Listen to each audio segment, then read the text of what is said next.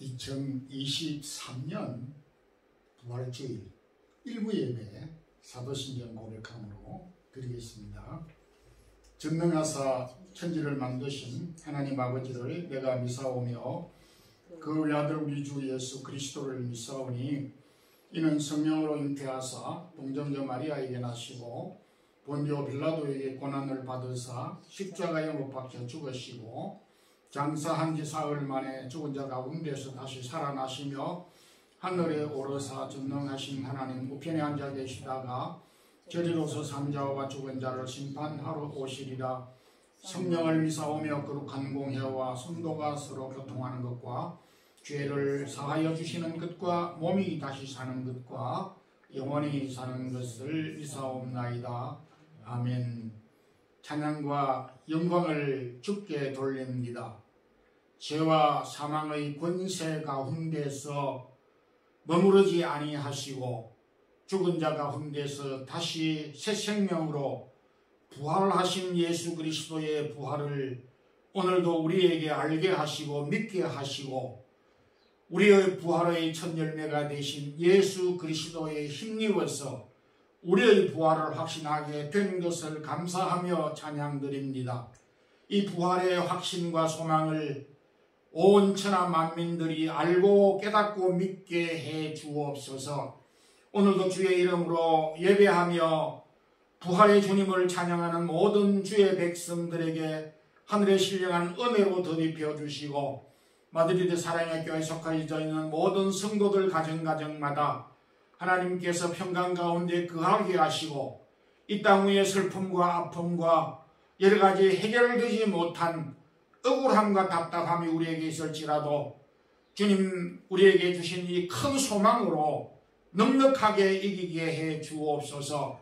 오늘도 우리 어린 자녀들의 예배와 1부, 2부 예배와 영상으로 예배를 드리는 주의 사랑하는 성도들의 예배와 그리고 이 지구 땅끝에서 예배를 드리는 주의 백성들의 예배를 받아 주옵소서. 오늘도 우리 마드리드 지역에 있는 한인교회들이 연합으로 오후에 부활주일 연합예배를 드리고자 하는 이 일에도 함께해 주옵소서. 부족한 종 세워 주시사오니 말씀을 잘 수종들게 하시고 이 말씀을 듣는 모든 성도들에게 새 힘과 능력을 더하여 주옵소서. 예수 그리스도 이름으로 기도드리옵나이다. 아멘.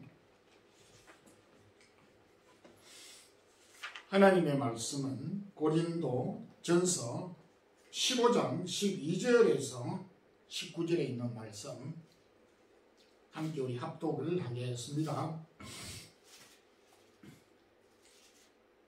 그리스도께서 죽은 자 가운데서 다시 살아나셨다 전파되었거늘 너희 중에서 어떤 사람들은 어찌하여 죽은 자 가운데서 부활이 없다 하느냐.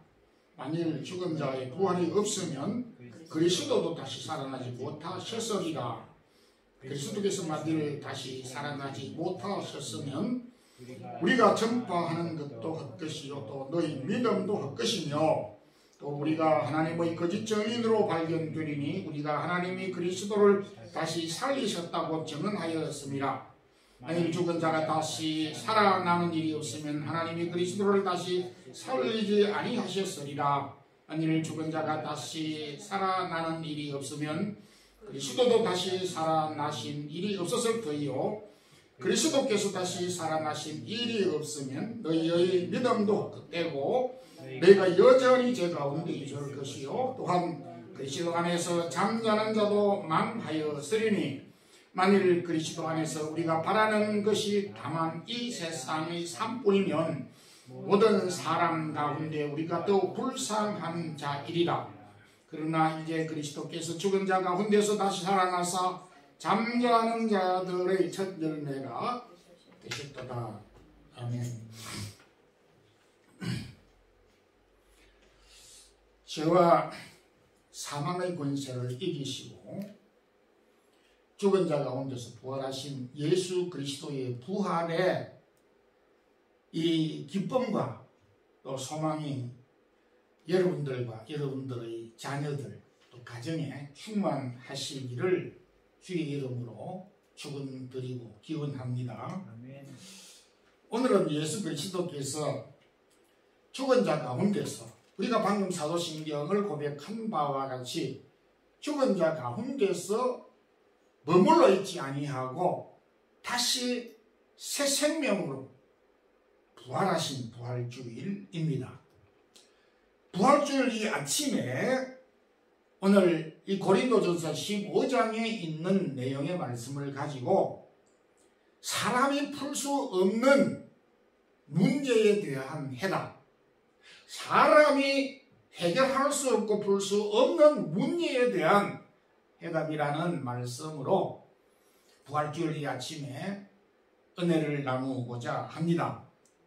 먼저 우리가 살아가면서 우리에게 직면되어져 있는 오늘의 현실, 오늘의 이 삶 문제에 대한 확실한 해답을 갖고 있는 사람이 없습니다. 현재 삶에 대한 해답이 무엇이냐 하는 것입니다.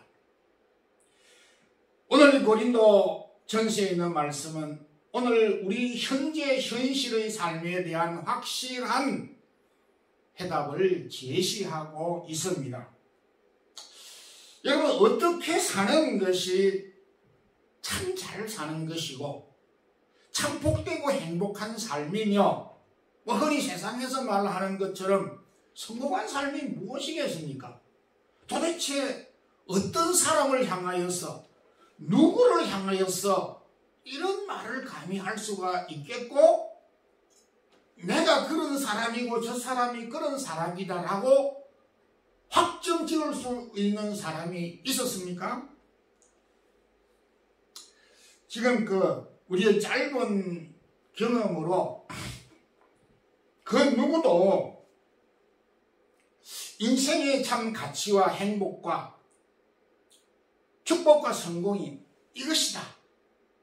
이것이 바로 인생이 추구해야 되는 이 지구상 70억 인구가 추구해야 될 가치이고 목표이고 목적이다라고 말한 사람이 없습니다.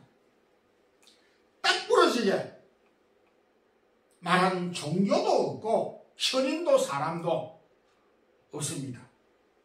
그럼에도 대부분의 사람들은 인생의 궁극적인 이 목적을 잘 모르다 보니까 우리가 현실 가운데서 그나마 좀 더 나은, 상대적으로 나은 것들에 대하여 관심을 갖기 시작을 하고 또 그것을 차선책으로 목적인 양 생각하는 경향이 많은데 그 가운데서 자녀나 후손들이 잘 되는 것을 열망하고 아이고 뭐 내가 이래 살아도 뭐 자식 하나 잘 되면은 뭐 만족하지. 그런 생각을 하는 경향이 많이 있습니다. 유럽 사람들 전체의 의식을 제가 잘 모르지만은 특히 동양 사람들이 이런 경향을 많이 갖고 있다고 생각이 되는 것은 철저하게 유교의 사상에 영향을 받았기 때문입니다. 유교의 사상은 어떤 종교라고 하기보다도 어떤 혈육지간의 관계를 통하여서 부모와 형제와 부모와 자녀지간의 관계 속에서 인간의 삶의 문제를 이해하고 받아들이는 철학이기 때문에 그러한 것입니다. 그렇지만은 우리가 짧은 삶 가운데서 끝까지 부모가 일을 하고 자식을 위하여서 정성을 들여서 양육하고 키우고 뒷바라지를 했는데 부모가 병들고 누워있으면 자식들이 어떻게 합니까? 좀 극단적으로 표현을 해서 쳐다도 보지 않는 내몰라 하는 그런 경향을 다는 아니지만은 우리가 빈번하게 이곳저곳에서 보기도 하고 발견하기도 합니다. 사람은 또한 어떤 무력이나 소유욕이 있기 때문에 이 세상에 살면서 더 많이, 더 더 많은 것을 소유하고 가지려고 하는 이런 욕망이 있습니다. 그래서 그 욕망을 채우는 것이 인간의 가치이고 목적으로 생각을 해서 많은 사람들이 소유를 더 많이 취하는 것이 인생의 가치인 양, 목적인 양 생각하는 경향도 있습니다. 이도저도 아닌 젊은 세대 가운데서는 인생이라는 것이 별다른 게 있냐, 맛있게 먹고 마시고 즐기고 이렇게 쾌락을 누리는 것이 삶의 최고의 가치이고 목적이다, 이렇게 말하는 사람들이 갈수록 늘어나고 있습니다. 이것은 오늘의 젊은이들에게만 있는 가치관이 아닙니다. 태초로부터 그러했고, 특히 오늘 이 성경에 근거를 할 때는 2000년 전 고린도 지역, 헬라 영향을 받았던 고린도 지역에서도 이런 사상이 팽배했습니다. 먹고 마시고 즐기고 쾌락을 누리는 것이 최고의 삶이라고 생각하였습니다. 왜냐하니까 죽으면 사람이 끝이니까 살아있는 동안에 먹고 마시고 즐기는 것, 그 이상 무엇 있느냐. 그래서 향락에 빠지고 쾌락주의에 심취하게 되었습니다. 다시 말해서 내일에 대한 소망이 없으면은 사람은 어쩔 수 없이 본능과 욕심을 따라서 살아갈 수밖에 없게 되는 것입니다. 솔로몬이 이 땅 위에 그 누구보다도 참 먹고 마시고 즐기고 소유하고 본능대로 참 대표적으로 살았던 사람이라고 성경은 말하고 자신이 그렇게 고백을 했습니다. 그럼에도 그렇게 살았던 솔로몬이 자신의 삶을 한마디로 딱 요약해서 모든 것이 헛되고 모든 수고가 헛되고 바람을 잡으려고 하는 것과 똑같은 것이다. 인생의 자체가 헛되고 바람을 잡으려고 하는 것과 같다. 어린 시절에 저도 기억이 납니다. 바람을 잡아보려고 이런 놀이도 해보기도 하고 흉내를 내보기도 했습니다. 누가 바람을 잡을 수가 있겠고 잡았다 하더라도 잡은 것에 무엇이 남아있겠습니까? 인생이 걸어가다라고 하는 것을 말하고 있습니다. 그러나 성경은 우리에게, 하나님은 우리에게 하나님의 형상대로 우리를 창조하셨기 때문에 이 세상에 있는 짐승이나 동물에게 없는 영원성을 하나님이 우리에게 주셨고 영원을 사모하는 마음을 가지고 있고 주셨다라고 하였습니다. 그래서 오늘 본문 19절에도 우리가 바라는 것이 이 땅 위에 있는 것 뿐이면은, 이 세상에 있는 것 뿐이면은 모든 사람 가운데 우리가 가장 불쌍한 사람, 우리가 기대하고 바라고 소망하고 기다리는 것이 없다면, 이 세상에 있는 눈에 보이는 것 뿐이면은 앉아있는 저와 여러분, 이 방송을 듣고 있는 모든 사람들이 이 세상에서 천치 바보이고 가장 불쌍한 존재자이라고 그렇게 말하였습니다. 1912년 4월 15일, 지금부터 한 110년 정도 됐던 좀 지난 역사입니다. 영국에서 하퍼 목사님이 계셨습니다. 아주 런던에도 그리고 스코틀랜드에도 이렇게 사역을 겸해서 했던 훌륭한 목사님이 그 교회를 섬기다가 미국의 시카고 무디 교회에서 그 명성을 듣고 이 하퍼 목사님을 천명을 하게 됐습니다. 초청을 하게 됐습니다. 우리 담임 목사님으로 모시고 싶어 했습니다. 저희 마드리드 사랑의 교회도 이제 후임자를 모시는 일을 청빙이라 그렇게 하고 그것도 청빙위원회가 구성이 돼서 지금 구임 목사님을 모시려고 하고 있습니다. 그래서 좋은 목사님을 찾게 되고 좋은 목사님을 훌륭한 목사님을 이 교회가 청하기를 원하고 있습니다. 마찬가지로 미국 시카고 교회 무디 교회도 이 하프 목사님을 청빙을 하게 되어서 드디어 이 하프 목사님은 6살 딸과 더불어서 그 유명한 타이타닉호를 여행을 위해서가 아니고 부름을 받아서 목회 사역을 하기 위해서 타이타닉호에 몸을 실었습니다. 그런데 아니나 다를까 우리가 잘 아는 대로 배가 빙산에 부딪혀서 충돌하여서 배가 침몰하게 되어졌습니다.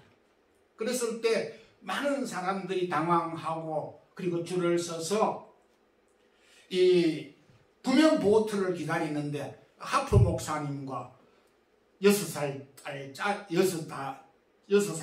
딸도 줄을 서서 기다리는데 다행히 그 목사님과 딸까지 구명 보트를 탈 수 있는 순서 안에 들어가 있었습니다. 그럼에도 그 하프 목사님은 그 다음 사람 어떤 한 남자가 있었는데 대화를 하는 가운데서 이 사람이 넌 크리스찬이었습니다. 그래서 그 뒤에 있는 젊은 청년 한 남자를 향해서 보고 구명보트를 타야 될 사람은 내가 아니고 당신인 것 같다고. 당신은 지금 현재 이 구명보트가 당신에게 절실하게 필요한 것이라고. 그렇게 하면서 자기 딸을 그 젊은이에게 맡기고 구명보트를 탈 수 있는 기회를 주고 자신은 구명보트를 타지 않았습니다. 그러면서 열심히 예수를 믿고 천국에서 만나자. 하프 목사님은 부활의 확신을 가지고 자신이 지금 이 배와 더불어서 물속에 수장되어 죽을 줄을 알았습니다. 그리고 이 젊은이는 아직도 예수를 알지 못하고 부활을 모르고 있기 때문에 지금 죽어버리면은 그야말로 영원한 사망에 이른다고 하는 것을 알기 때문에 이 구명보트를 타고 살았어. 예수 그리스도 안에 있는 부활의 확신을 가지고 그 부활을 믿고 천국에 오라고 하는 의미로서 구명보트를 탈 수 있는 기회를 주었던 것입니다. 여러분, 우리가 살면서 이 세상에 살면서 부활을 확신하고 사는 사람과 죽으면 끝이다 라고 생각하고 있는 사람의 삶이, 가치관이, 인생관이 여기서 우리가 볼 때 다르다는 것을 알게 됩니다. 부활은요, 사람들이 의논해가지고 만든 것이 아니라 예수 그리스도께서 죽으셨다가 부활하심으로 오늘 이 말씀과 같이 우리들의 첫 열매가 되었어. 저와 여러분들도 그리스도와 더불어 함께 부활하게 된 것입니다. 성도 여러분, 오늘 우리가 살면서 참 여러 가지 어려운 난관들이 있고 풀리지 않는 많은 문제가 있을 수가 있지만은 이 부활의 신앙을 확신하고 이 어려운 문제를 우리가 해결할 수 있기를 주의 이름으로 축원합니다. 사람이 풀 수 없는 이 문제가 믿음의 문제입니다. 믿음에 대한 이 문제에 대한 해답이 무엇인가? 기독교의 진리 가운데 인간의 이성과 지식으로 풀 수 없고 해결할 수 없는 진리들이 상당히 많습니다. 아마 이 성경 창세기부터 요한계시록까지 우리의 이성으로 과학적인 증거로 합리적으로 이해될 수 있는 부분은 그리 많지 않습니다. 근데 그 가운데서 그 중에서 더 어려운 이성으로 지식으로 이해 판단할 수 없는 풀기 어려운 문제가 있다면은 대표적으로 처녀가 아기를 낳았던 성령으로 잉태되었던 동정녀 탄생과 또한 예수 그리스도께서 죽은 자 가운데서 3일 만에 다시 부활하신 이 사건은 그 어떤 정령도 그 어떤 사람의 두뇌로도 그 어떤 경험으로도 그 무엇으로도 이해되기 어려운 진리인 것입니다. 그럼에도 저희들은 이 사실을 믿고 있습니다. 전에도 그런 일이 없고 앞으로도 그런 일이 없고 단회적으로 딱 한 번 있다가 없는 것이기 때문에 더더욱 이해되기 어려운 사건입니다. 그리하여 당시 고린도 지역 헬라 영향을 그리스 영향, 그리스 철학, 그리스 신화의 영향을 받은 이 고린도 성도들뿐만 아니라 고린도인들도 그들이 사람이 죽으면은 부활한다는 개념 자체가 없었습니다. 심지어는 사람의 영혼이 있느냐 없느냐, 사람의 영혼이 영원하냐 한시적이냐 하는 이런 문제가 철학적으로 소크라테스, 플라톤 때부터 거론이 됐고 아직까지 거론을 하고 있는 그런 상태에 있습니다. 결정적으로 고린도 지역에 있는 당시의 사람들은 사후에, 죽음 이후에 부활을 믿지 못했습니다. 죽으면 끝이다 이렇게 생각을 했습니다. 그래서 바울은 고린도 지역에 세워진 고린도 교회에 이와 같은 사상을 갖고 있기 때문에 이 15장에서 한 장을 부활의 확신을 위해서 할애를 하면서 고린도전서 15장 전체를 길게 부활에 관련돼서 기록을 하고 부활에 대하여 이렇게 설명을 하였습니다. 세상에 믿음을 갖지 않는 사람은 거의 없습니다. 우리가 뭐 여행을 한다든지 밥을 먹는다든지 차를 탄다든지 이렇게 할 때는 그 사람에 대한 신뢰를 우리가 갖지 않으면은 우리가 도저히 의심을 해서는 살아갈 수가 없습니다. 근데 중요한 것은 우리가 믿는다라고 하는 것은 무엇을 믿느냐 하는 것, 그리고 누구를 믿느냐 하는 믿음의 대상, 믿음의 내용이 중요하다는 것입니다. 이제 그런 점에서 오늘 우리가 아침에 사도신경을 고백하였습니다.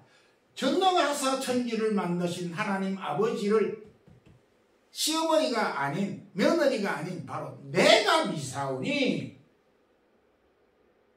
이 천지 만물이 우연히 생겼다라고 하는 것이 아니라 살아계신 여호와 하나님이 직접 말씀으로 만드셨음을 내가 미사오니, 그리스도께서 십자가에 못 박혀 죽으시고 장사한 지 3일 만에, 사흘 만에 죽은 자 가운데서 다시 부활하사 다시 살아나사 라고 하는 것을 내가 미사오니, 이게 정확한 우리의 믿음인 것입니다. 이와 같은 신앙의 고백은 학습받고 세례받고 집사되고 신앙생활을 오래 했던 사람, 이 사도신경을 고백을 해야만 되는 것이 아닌 것입니다.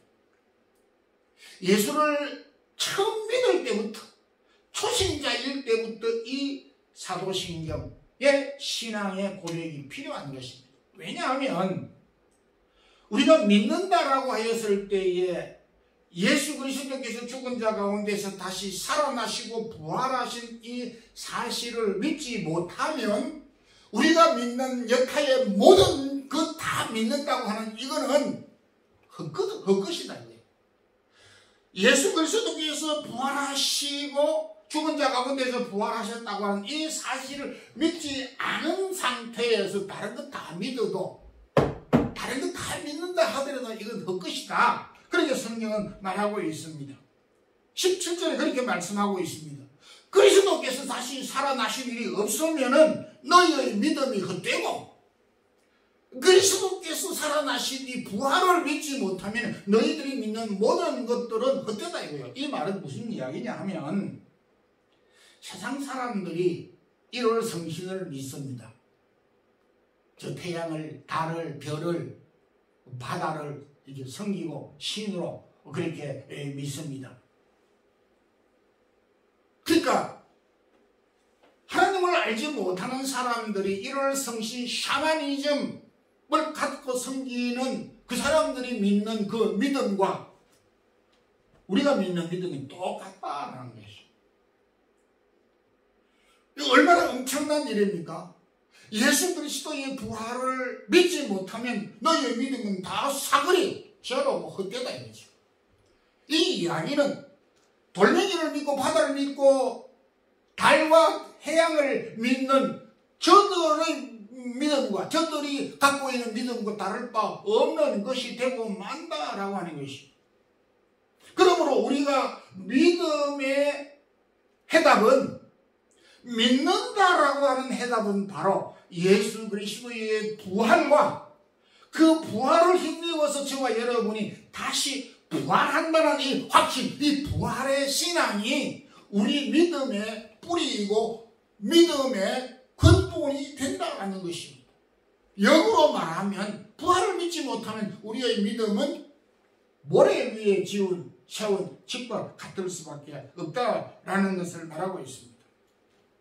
참 우리가 믿음의 생활을 하면서 저도 많이 보지만은 많은 사람들이 잘 믿는다고 하고 오래 믿었다라고 하고 뭐 모태신앙이라고 이야기를 하긴 하는데,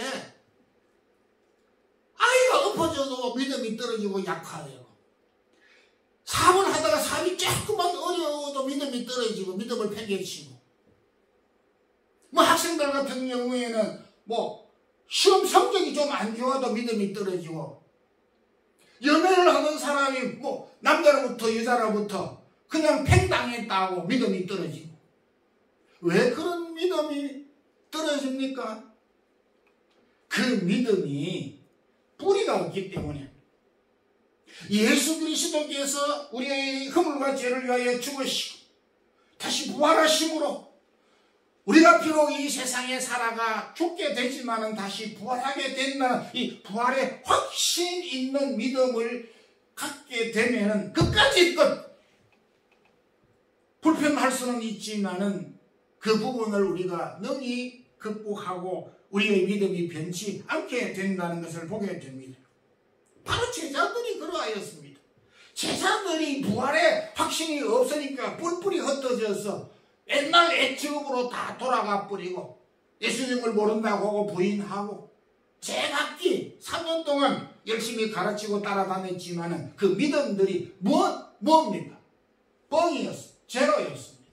아무 쓸모량이 없는 그런 허탄한 믿음이 되고 말았습니다. 그러나 제자들이 주님께서 다시 살아났다는 이 사실, 이 확신을 가지고 난 다음에 강력한 믿음의 사람이 됐습니다. 믿음의 용이 있는 사람들이 다 되었고 믿음의 용사들이 다 되었습니다. 쿠오바디스라고 하는 영화를 기억하실 것입니다. 로마 시대 때 기독교인들이 박해를 받는 모습을 그린 영화로, 특히 베드로가 박해 가운데서 두려움에 떨어서 도망을 가다가 부활하신 주님을 목격하고는 죽음도 불사하고 다시 로마로 들어가서 어린 양들을 향하여 복음을 전하고 죽음도 두려워하지 아니하고 마지막 생을 믿음 가운데서 살았던 모습을 보게 그려낸 그 영화이기도 합니다. 여러분, 부활신앙은요, 우리가 어중간한 이 믿음도 강력하게 만들게 되고, 이 현실에 있다가 없고 없다가 있는 이 현상적인 일들에 대한 확고한 기준을 가질 수 있게 만드는 것입니다. 그래서 부활의 신앙은 우리 믿음의 기초이고 시작이고 뿌리이고 근원이라고 하는 점에서 가장 먼저 확인하고 우리가 점검해야 될 부분은 부활의 신앙이고 부활에 대한 확신인 것입니다. 부활에 대한 확신을 다시 한번 가지는 우리 성도들이 되기를 소망합니다. 사람이 이해할 수 없는, 풀 수 없는 문제는 바로 죽음의 문제입니다.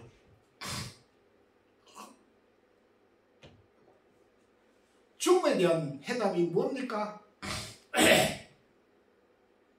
저도 감히 이 주제를 논할 수가 있는 자격이 없습니다. 그래도 이 역사상 가장 현인이라고 말하고 불리우는, 동양의 어른이라고 불리우는 불교의 장시자 석가모니는 죽음에 대하여서 이렇게 이야기를 했습니다. 인생은 빈손으로 왔다가 빈손으로 간다. 그 정도밖에 이야기를 못했습니다. 공자님도 아주 훌륭한 위인이고 현인이고 추앙받는 그 현인입니다. 공자님이 뭐라고 했느냐 하면, 선생님, 죽음이 뭡니까? 죽음은 어떻게 됩니까? 라고 질문을 했을 때 우리식으로 제가 한번 표현을 해보겠습니다. 이 사람들아, 살아있는 일들도 내가 모르는데 죽은 이후에 무슨 일을 내가 알겠느냐고. 내가 답변할 문제가 아니다고 그랬습니다. 죽음에 관련된 문제는요, 현학적입니다. 이 사람이 자기 느낀 대로 이렇게도 저렇게도 말할 수는 있습니다. 그렇지만 천개 만개 억만개 중에 뭐 한 부분일 수는 있겠지만 그게 답일 수는 없다라는 것입니다. 죽음 앞에 담대하게 나선 사람도 없고, 이 세상 왕도 장군도 영도 죽음 앞에서 보잘것없는, 바람 앞에 등불과 같은 나약하고 보잘것없는 희미한 존재일 뿐이었습니다. 이 세상 많은 사람들이 유독 세상에 그렇게 자랑하고 아우성치고 웅변적으로 말하는 여러 종교들도 죽음에 관련된 만큼은 침묵하고 있다라고 하는 것입니다. 죽음의 두려움에 떨고 있는 사람들에게 어떤 종교도 해답을 제시한 종교가 없습니다. 근데 주님은 죽었다가 죽어있는 나사로, 죽은 그 오라버니를 잃어버린 마리아와 마르다, 죽음의 위기를 느끼고 죽음 앞에 두려움을 들고 있는 마리아와 마르다에게 요한복음 11장 25절 26절에서 예수께서 가라사대 나는 부활이요 생명이니 나를 믿는 자는 죽어도 살겠고 물어 살아서 나를 믿는 자는 영원히 죽지 아니하리라. 내가 이것을 믿느냐라고 말씀을 하였습니다. 주님은 죽음에 대한 문제를 완벽하게 혼돈되지 않게, 헷갈리지 않게 어린아이들도 이해할 수 있게끔 설명해 주었습니다. 예수 그리스도 안에 참 생명이 있고 죽음의 문제를 해결할 수 있고 그 죽음을 부활을 통해서 극복할 수 있다라고 제시를 해 주고 있는 것입니다. 부활은 그래서 우리의 이성으로 판단될 문제가 아니라고 하는 것입니다. 친구 여러분, 참 오늘 목사님 설교 말씀을 듣고 나도 부활을 믿고 싶고 이 부활신앙을 가지고 현재의 문제와 나의 믿음의 문제를 더욱더 공고하고 확고하게 갖고 이 인생을 담대하게 살고 싶은데 부활이 잘 믿어지지 않습니다. 그렇게 생각하시는 분이 혹 있을 것입니다. 예수님의 제자들도 그랬었습니다. 도마도 그랬고요. 베드로도 그랬고요. 엠마오 도상에 있는 두 제자도 그렇게 딴소리를 하였습니다. 부활에는 확신이 없었습니다. 그렇지만 성령께서 부활을 믿게 하시면 여러분들이 믿을 수가 있습니다. 그래서 주여 부활을 확신하게 하옵소서. 주님께서 제 가운데서 부활하심을 믿게 하시고 나의 부활도 주님의 부활과 같이 확신하게 하옵소서 기도하면 성령께서 믿게 하실 것입니다. 그리하여 부활을 확신하는 우리 성도들이 되기를 바랍니다. 부활신앙은 현재의 고난과 불행, 현재의 어려운 복잡한 문제들과 잡다한 믿음의 모든 문제들과 모든 인생이 가야 되고 끝인 종착지인 이 죽음의 문제까지도 완스톱으로 완벽하게 정확하고 획일적으로 우리에게 해답을 주고 있습니다. 그것이 바로 부활신앙인 것입니다. 이 부활신앙을 확신하면서 오늘의 문제와 우리 믿음의 문제와 죽음의 문제를 확신 있게 해결하는 그런 믿음을 가지는 우리 성도들이 되기를 주님의 이름으로 축원합니다. 기도드리겠습니다. 주님 감사합니다. 부활주의를 맞이하여 오늘도 당시 죽으면 끝이다라고 생각했던 헬라 영향을 받았던 고린도 교회 지역 사람들과 성도들에게 고린도 서신을 통하여서 들려주신 이 말씀을 우리가 함께 되새겨봤습니다. 주여 오늘 현실에 우리의 삶에 일어나는 이 현실적인 문제를 어떻게 우리가 해결할 수 있겠습니까? 주여 우리의 믿음이 어떤 믿음이 참된 믿음입니까? 주님 인생의 마지막 종착지인 죽음의 문제를 어떻게 준비하고 해결해야 되겠습니까?